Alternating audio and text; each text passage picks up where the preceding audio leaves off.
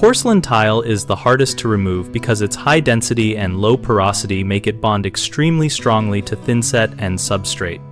Porcelain is fired at higher temperatures and has a very tight molecular structure, which means it resists chiseling and shattering in predictable ways.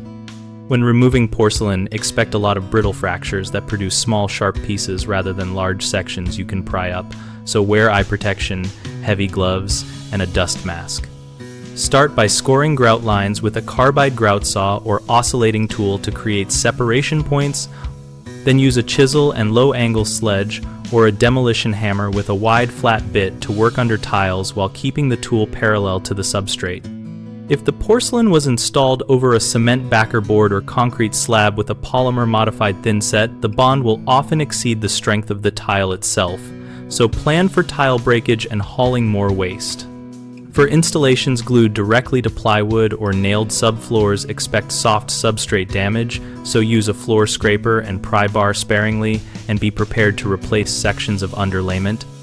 When possible, try to remove whole rows by attacking from a long edge and working slowly to pry intact pieces rather than hammering randomly, which creates more dust in repair work.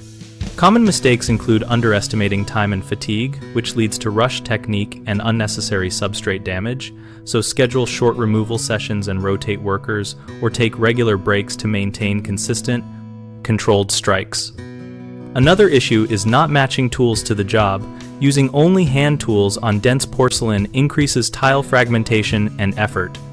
So bring an appropriate powered breaker or demo hammer with vibration control to reduce breaker time and operator strain.